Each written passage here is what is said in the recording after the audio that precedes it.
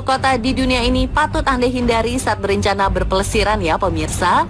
Di antaranya ada kota Pietermaritzburg, Afrika Selatan, yang jadi kota paling berbahaya nomor 1 di dunia berdasarkan data dari berbagai sumber. Di Indonesia sendiri terdapat 10 kota tingkat kejahatan yang tinggi. Salah satunya adalah Sumatera Utara yang sejak tahun 2021 memiliki indeks kriminal tertinggi se-Indonesia. Kerap disebut sebagai Gotham City-nya Indonesia, Provinsi Sumatera Utara memiliki jumlah kejahatan skala besar yang terlapor ke polisi dengan jumlah 33.120 kejadian di tahun 2022. Kategori yang paling banyak terjadi adalah jumlah kejadian kejahatan terhadap hak milik atau barang tanpa penggunaan kekerasan, kejahatan terhadap fisik atau badan, dan kejadian-kejahatan terkait penipuan, penggelapan, serta korupsi. Kendati demikian, bagaimana tanggapan warga Sumatera Utara sendiri ya? Media sosial itu ya, udah jadi persepsi yang buruk bagi kota ini. Ada yang bilang kita sudah menjadi Gotham City gitu ya kan. Apa sih besi muncul, besi sedikit. Rasa kalau pohon-pohon itu tumbuh, jadi besi, habis ini, tandus kita. Syukurnya Tuhan itu aja lah, nggak membuat pohon-pohon ini jadi besi. Sebenarnya persoalan itu tidak bisa dipandang sebelah mata. Karena ini bukan hanya ini fenomena sosial. Maraknya peredaran narkoba dan minimnya kesempatan kerja itu salah satu faktor yang menyebabkan banyaknya pencurian besi itu. Bahkan beberapa warga juga ada yang tetangganya menjadi korban pencurian besi. Iya benar Pak, lagi marak-maraknya ya kasus-kasus kayak gitu. Kemarin pun tetangga saya ada juga yang hilang pagarnya ke rumah. Itu kejadiannya malam atau siang? Kejadiannya malam Pak, karena paginya baru ketahuan kalau pagarnya udah nggak ada. Kalau rumah enggak, tapi kalau tetangga pernah Bang. Itu pagar begitu beratnya tuh, diangkat sama cuma 2 orang naik beca barang. Kejadian kejahatan terhadap hak milik atau barang tanpa penggunaan kekerasan memang menjadi kategori kejahatan yang paling banyak terjadi. Salah satunya adalah pencurian besi yang bahkan pelaku pencurian dijuluki si rayap besi. Istilah ini merujuk pada pelaku yang kerap mencuri alat bangunan ataupun fasilitas umum berbahan besi yang kemudian akan dijual ke juragan atau tukang botot untuk diuangkan. Keberadaan rayap besi tentunya bukan tanpa alasan ya. Nilai besi bekas atau besi tua di pasaran jauh lebih murah dibanding besi baru. Namun karena kualitasnya masih bagus, besi bekas masih sangat diminati. Lantas, berapa sih harga besi bekas di Medan?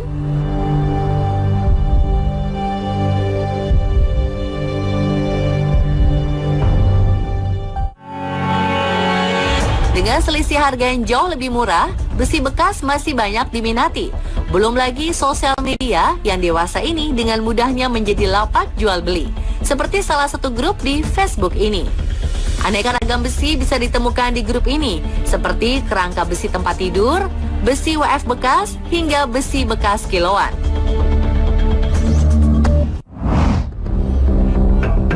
Berkaca dari grup Facebook tadi yang bisa memperjualbelikan aneka benda melalui media sosial, hal ini tentunya tak menutup kemungkinan menjadi motivasi pelaku kriminal untuk mencuri apa saja yang sekiranya masih bisa menghasilkan cuan.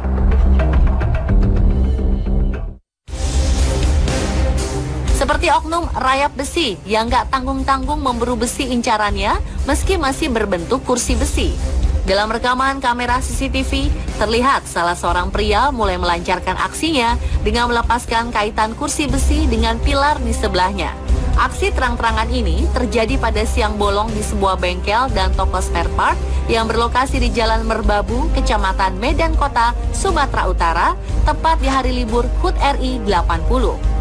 Setelah berhasil melepas kaitannya, satu teman pelaku mulai mendekat dan keduanya mulai menjalankan aksinya untuk menggotong kursi besi tersebut. Nampak pencurian ini telah terencana dengan baik, karena satu orang lainnya telah bersiap di pinggir jalan dengan becak motor.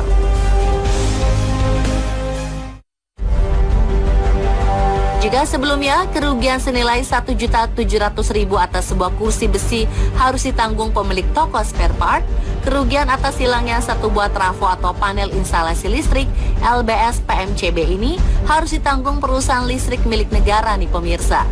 Emang benar-benar bikin geleng-geleng ya pemirsa. Kok kepikiran sih mencuri trafo listrik yang ada di antara dua tiang listrik ini? Hilangnya trafo listrik ini terjadi di kawasan Medan Estate, Kabupaten Deli Serdang, Sumatera Utara pada 6 Agustus 2025.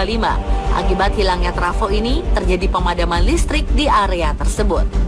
Awal mula warga menyadari trafo listrik yang hilang adalah saat di waktu subuh tidak terdengar suara azan yang biasanya berkumandang dari Masjid Asy-Syobirin.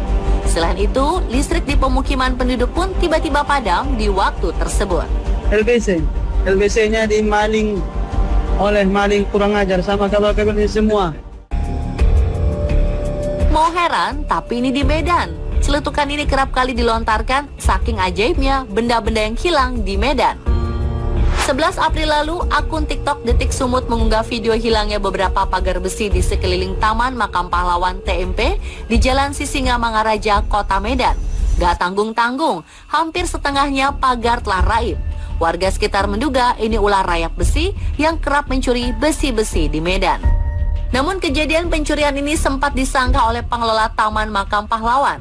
Pagar-pagar tersebut konon bukan hilang dicuri, namun sengaja diamankan pengelola sejak tahun 2024. Lantaran kondisi tiang semen pagar penyangga sudah mulai hancur akibat akar-akar pohon yang menjalar.